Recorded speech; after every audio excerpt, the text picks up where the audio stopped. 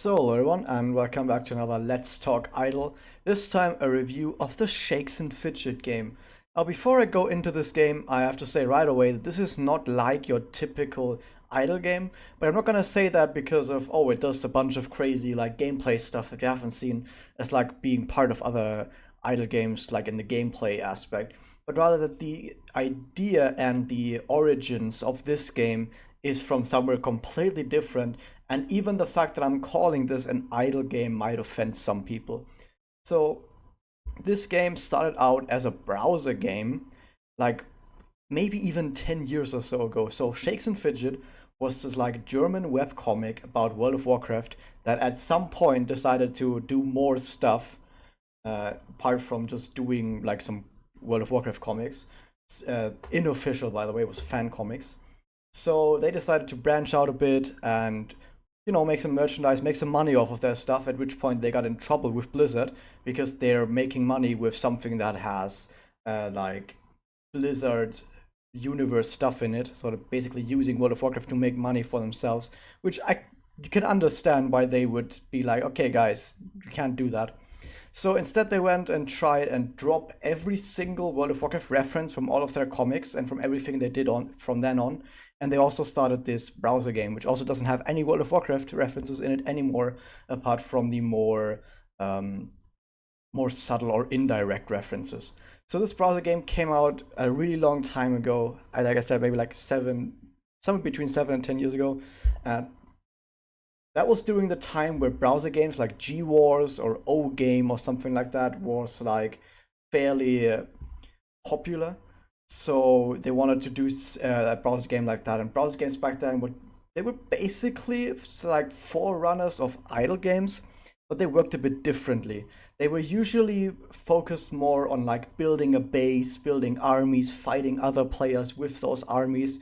So they basically played like a strategy game, but it was based more on like text stuff.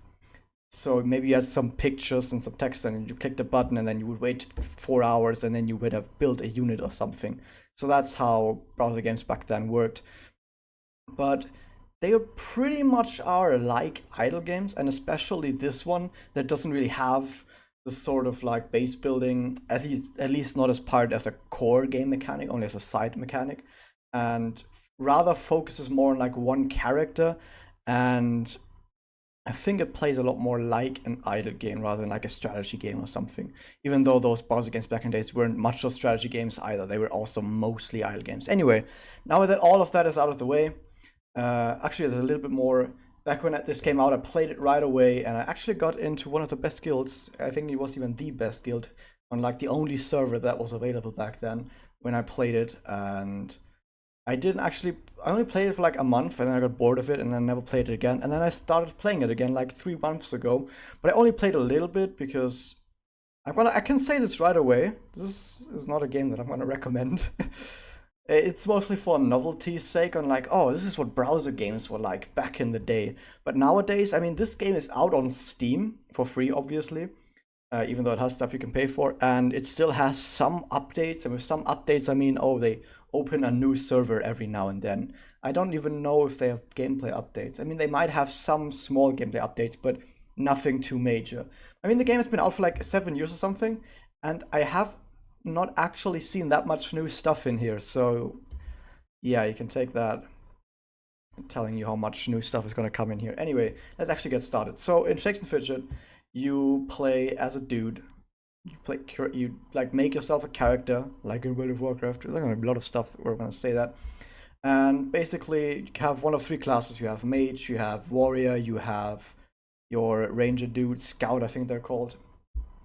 The thing is, it doesn't actually matter what class you take. They just have a little bit different stats. Like the warrior is more tanky, and the scout is medium tanky, medium damage. Warrior also has little damage.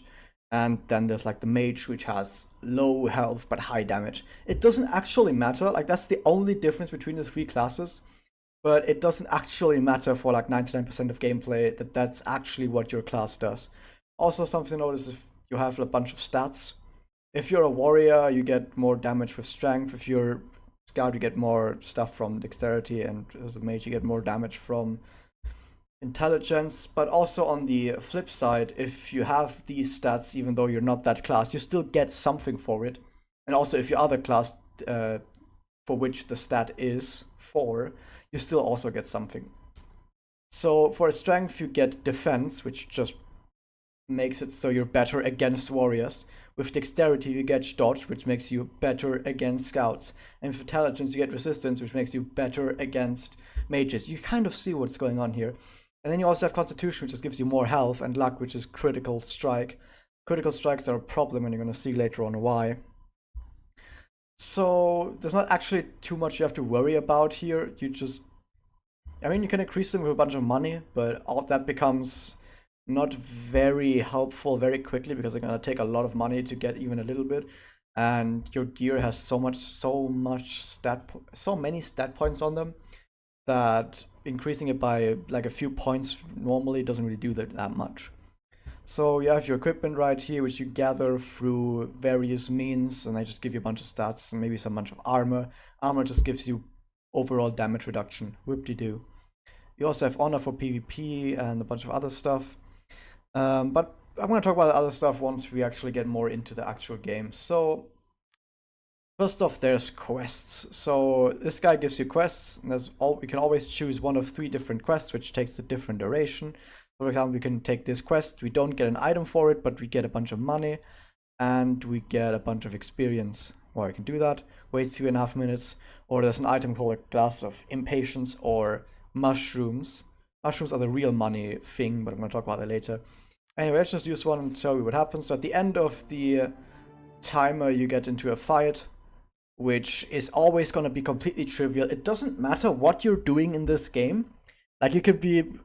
Actually, I don't know if you can go naked, but you can probably go almost naked and have shit stats and do absolutely everything wrong.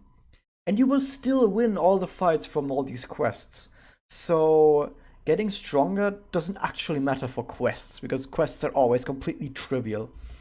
So you do that, and then you can take another one, whoop-de-doo. None of these actually give an item. These things can also give an item sometimes. Now, every day you get 100 thirst for adventure, and the longer your quest is, the more thirst for adventure it takes, as you can see right here. And if you're out of thirst, you can't do any more quests, but you can talk to this guy, and you can restore 20 thirst for 1 mushroom, which is the real money thing, like I said earlier. And there's no other way to get more thirst other than waiting for the next day to appear. And there's also this guy, which I don't ever really play. Basically, you can bet some stuff, then you play the cup game and see if you can get some more money or some more mushrooms. What do you do? I don't know. I feel like if you bet a lot, it probably is rigged against you. Like, I'm not gonna put it past that. And then there's also this toilet. I don't think there's anything blarg. We also have the arena where you can fight against other players. You just select a guy, and then you see what happens. Now, by the way, all these fights are automated. One guy randomly gets the first turns, and it just takes turns swinging at each other. Now, I'm gonna just look at all of these guys, and something that you're gonna notice if you're playing this game yourself is that a lot of these people that you find in the tavern usually have better stats and equipment than you. And I think that's because of the matchmaking, where it always tries to match you against better players. I don't know why, because I don't think it's very interesting.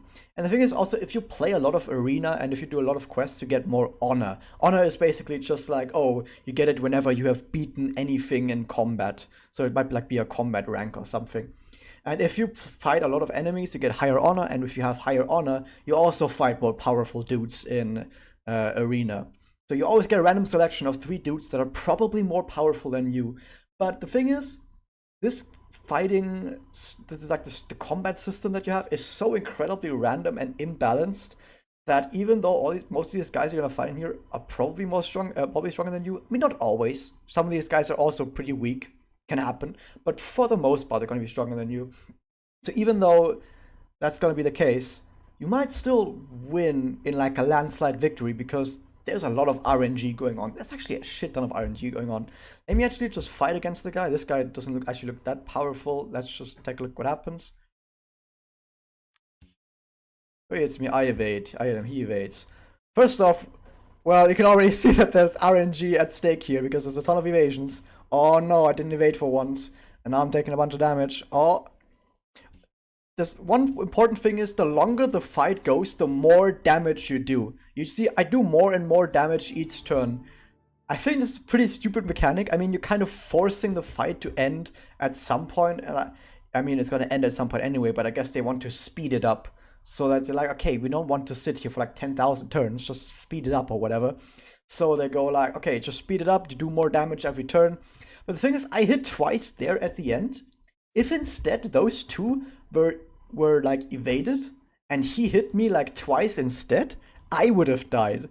So this is completely unbalanced with evasion.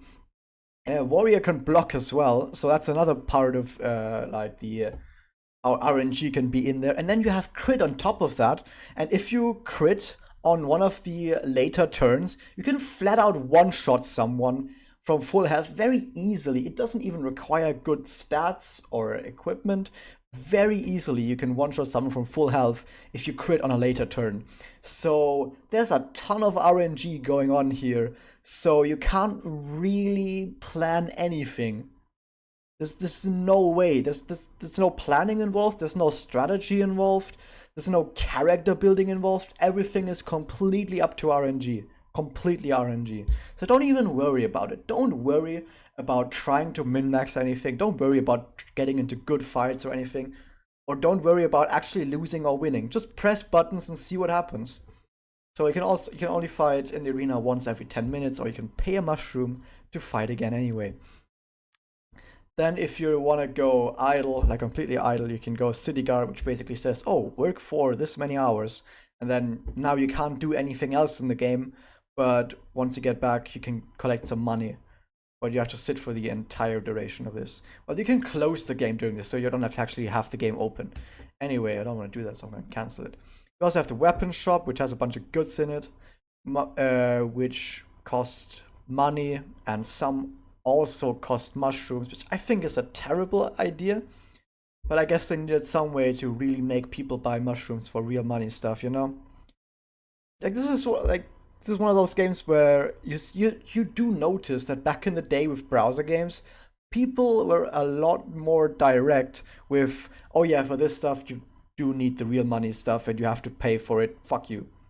Nowadays it's more like, well, you can kind of get it via other ways as well, and it's a bit slower one, yeah, you know. Or oh, there's other ways of getting that stuff. Like, don't have to pay for it with mushroom, you can pay for it with other stuff that is, you can get like this. Now, even though I say that, there's still ways to get mushrooms in this game without paying for them. But I don't think that has been in there since release. I'm not sure on that. It's been a long time since I've played this. Anyway, at least you can still get mushrooms without this, but I still think it's really weird and even stupid that for some of these you have to pay so many mushrooms. Especially because the stuff that you have to pay mushrooms for are not necessarily good items. They could be shit items, but they still cost mushrooms. Other stuff that maybe is even better doesn't cost any. I don't know. It's weird. If you buy an item, the item slot is going to be refilled with another random item, or you could just refill all slots at once by pressing this button. And you can look at a bunch of more stuff. Woo! Incredible. Same with magic shop, just different items, but you can also buy potions here, which basically if you use a potion, it gives you a buff for a few days. Whoop-de-doo. There's a bunch of other stuff in here as well, but nothing worth talking about. Now, if you want to make your quests go faster, you can go to the stable and buy a mount. The cheap ones only cost gold, and the higher ones cost gold and mushrooms, or just mushrooms. And they also have pets, which takes level 75 to get. By the way, you get experience from fighting anything. Don't think I needed to mention that. But the thing is, I've played this game for like multiple months, and I'm still only level 43. And by the way, I'm not going to play anymore after this. So, it's going to take a really long time with 75, especially because the higher level you are, the slower it is to get levels. So getting level 75 to unlock pets, that might take like half a year or something. Unless you buy a shit ton of mushrooms and like completely boost your way out of there. So yeah, by the way, this is where the mount appears. And then you also, later at some point in the game, you get the scrapbook. And the scrapbook basically awards you for having seen stuff. For having seen enemies, for having seen items. And the more stuff you have seen, the more of an experience bonus modifier you get. I think it's a pretty okay way of making the game faster over time. I think it's actually a pretty cool idea. I mean, the game is not all bad. I think the scrapbook is a pretty cool idea. You also get a free spin of this thing once every day. And you can just get randomly gold or mushrooms or experience or lumber and rocks. But what are lumber and rocks? We're gonna get to that in a second. We can also pay a mushroom to get another spin right away if you want to, like, boop, do some more stuff. You can also get items like, oh my god, I just got this ring. It's terrible. Bonk. Yep. You can sell it. Bonk. You can also sell stuff. They have that. You can buy mushrooms right here. I mean, okay. You've seen the stuff that requires mushrooms so far. There's mail. I don't really give a shit. Now, there's also a thing in here where you can join a guild, and a guild basically allows you to chat with other people. It allows you to attack other guilds, to, I don't even know, get honor or something. I don't even know what else you can do with that. And you can also go on some raids, which I think you need other people for. Now, if you are actually interested in playing the game, I hope you're not gonna be interested in playing the game after I'm done with it, reviewing it, but if you would be interested in it anyway, I'm not gonna play the game myself, so this guild right here is gonna stay empty. So just to tell you guys. Anyway, so for the guild, people can put money into the guild bank, and then you can use that money to upgrade stuff. You have to upgrade it so you have room for more members, or that you get a global gold bonus or experience bonus for all the people in the guild. Not actually that important, in my opinion. But it's nice to just be in a guild so you have a bonus. Woo. Then you also have just the ranking to see all the guys that are playing. Look at the number 1 guy. Oh my god. Well, you can also see how all the different classes are represented here, because like I said, the classes don't mean anything. You can also look at guilds, fortresses. Oh, what are fortresses? We're gonna take a look at fortresses in just a second. First off, there's also dungeons. If you've gotten a certain level, then in the questing area, questing selection, I guess I would say, you will at some point stumble over the opportunity to get an item that unlocks a dungeon. And basically, if you go in a dungeon, you get to fight a dude. And you can only fight a dude once every hour, or you can pay a mushroom to fight again. Blonk. Both of these guys in here are really powerful, and it's going to take a really high level to do anything against these guys. So this, I don't even know if you could call this stuff in here content. I mean, of course it is content in some way, but it's spread so thin. Like, after in all of these months of me playing this game, these are the only fights I've done, and most of these fights are just click a button, click another button, and then done. Like 3 clicks in like 2 seconds. That's how long one fight in here takes. That's how long one fight takes. And look at how many fights I've done. So I've spent maybe like 2 minutes looking at the dungeon screen. I'm gonna spend more time right here in this review looking at the dungeon screen than I have in the past months. So since this content is so thin, is it even content? I don't even know. I don't even know. The last part, which definitely was added after the when I initially played this, was the fortress. The fortress is basically this game's idea of playing like Farmville or Clash of Clans or whatever it's called. I don't even know what these games are called. It's terrible. Which is why I never played them, which is good. Anyway, what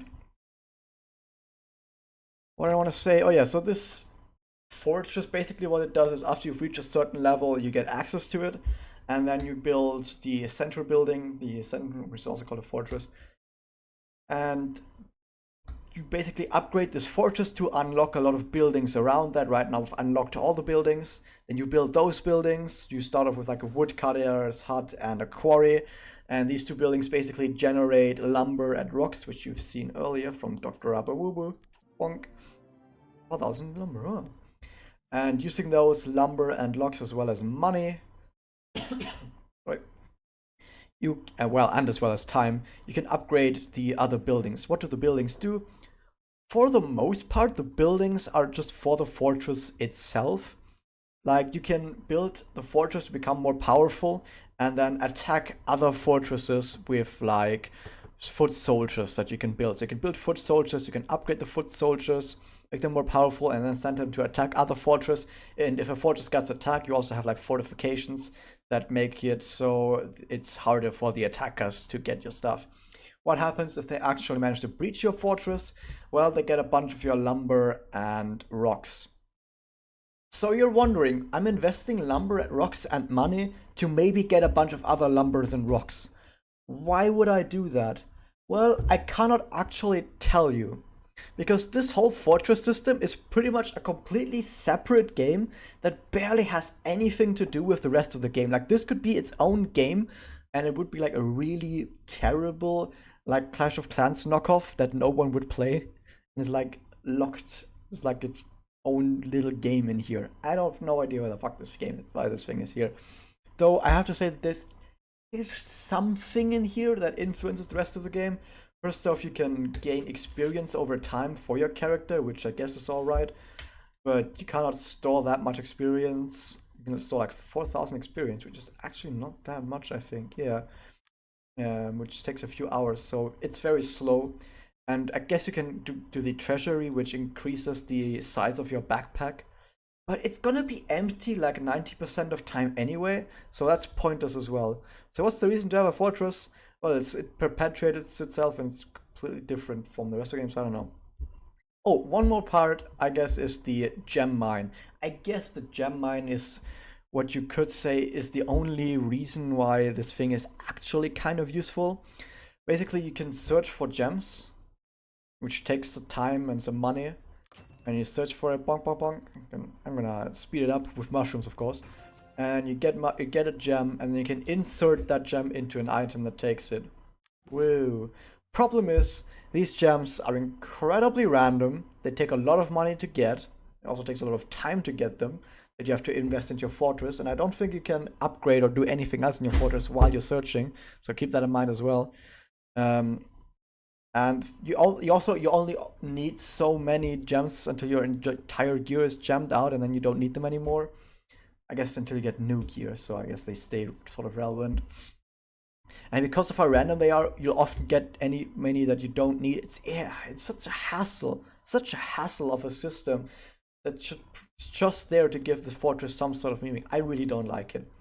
I mean, usually I'm a sucker for building up some stuff, like I really like base building stuff, but I don't see any point in here. I just don't see any point. Anyway, that's it for the most part. I've gone on to talk about this for way longer than I should have, like way longer than I should have. But I mean, to bring it all to a point, this is one of those games where you can really see, okay, this is what games, like browser games, were like 7 or 10 years ago. Oh my god. Can you remember playing games back in the day, like browser games back in the day, like GWAS and O-Game, before all the idle games and all the newer mobile games and like stuff like Farmville came around back in the day? Oh my god. But would you really want to play this nowadays? Yeah, probably not. Probably not. Because there's nothing too interesting here. There's nothing unique here anymore. I'm not saying that the stuff was unique at some point, but now isn't anymore because there's so many other games. Even when this game came out, it was like, it's just a fairly basic and standard game, and I don't know. And the biggest reason why I even did a video on this is because it's on Steam.